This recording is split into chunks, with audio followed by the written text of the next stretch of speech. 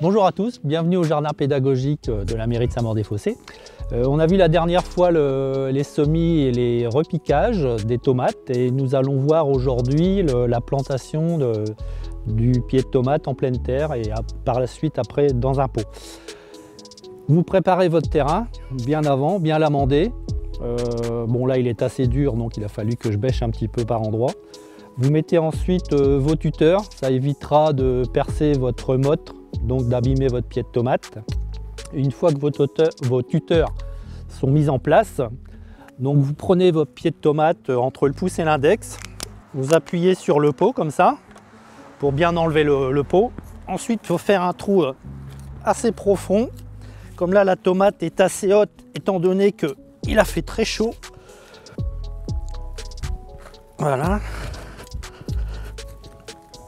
Donc là, la tige doit être enfoncée à peu près d'un bon tiers, donc il n'y a pas de souci, il y aura des racines qui vont apparaître sur la tige, comme ça va renforcer votre pied. Ce que vous pouvez aussi, c'est prendre un peu de feuilles d'ortie. Bon là, je les ai coupées la semaine dernière, elles ont séché très vite. Donc une fois sec, vous prenez une poignée comme ça, vous mettez ça au fond de votre trou, vous mettez bien votre pied de tomate le long du tuteur, et vous rebouchez, voilà, comme ça. Une fois que c'est mis en place, bon là ce que vous pouvez c'est quand même l'attacher,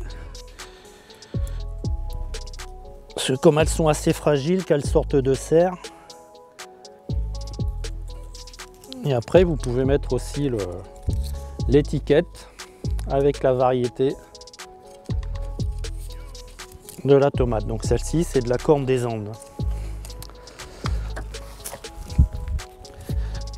Donc pour la plantation, ce que j'ai oublié de vous dire, c'est que la tomate broyée, l'ortie que j'ai fait sécher, vous la mettez au fond du trou. Ça va permettre de stimuler la tomate pour son démarrage, étant donné que c'est très riche en azote. Et ça va la renforcer aussi pour éviter d'attraper certaines maladies.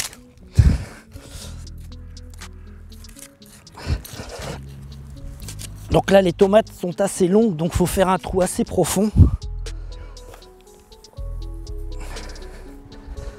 Comme ça.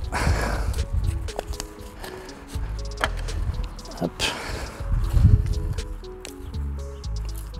Après bien arroser, donc là votre tomate va se développer d'ici une dizaine de jours, le temps qu'elle s'enracine. Et à l'aisselle de chaque feuille, vous allez avoir des petits départs. Et donc ces petits départs, il faudra les enlever, c'est des gourmands. Et au bout de la 3e ou 4e feuille, là vous allez seulement avoir un petit bouquet qui correspondra aux fleurs et donc qui vous donnera les tomates par la suite. Donc ce qu'il faut, c'est à la base des feuilles, vous allez avoir des gourmands qui vont apparaître. Donc il faudra les enlever parce que sinon ça va puiser toute l'énergie et puis ça va vous donner un pied de tomate trop fourni. Et éventuellement, à peu près à une hauteur de 80 mètres, vous pouvez laisser partir un deuxième gourmand qui vous fera une deuxième tige. Ensuite, une fois que vos tomates sont plantées, ce qu'il faut, c'est couvrir le terrain, ne pas le laisser nu pour qu'il se dessèche.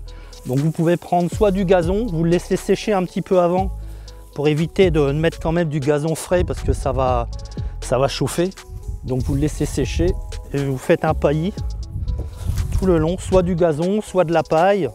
Bon, après vous pouvez mettre aussi des écorces, des écorces de coco ou du paillis de chanvre. Comme ça, là, quand vous arrosez, ça gardera l'humidité et ça vous évite d'arroser tous les jours. Vous en mettez quoi, une dizaine de centimètres à peu près. Donc pour le paillis que vous allez appliquer une fois que la plantation est terminée, ça va vous éviter d'arroser, donc de faire des économies d'eau. Et la plante va pouvoir se développer plus régulièrement, il n'y aura pas de stress. Ça évitera aussi le cul noir parce que c'est dû aussi à un stress, trop d'eau, pas assez d'eau, un coup de chaleur. Donc le même principe que pour les tomates en pleine terre, donc pour ceux qui n'ont qu'un balcon chez eux. Donc vous un contenant assez grand avec un terreau enrichi dans ce cas-là, parce que la pleine terre, vous avez mis un amendement.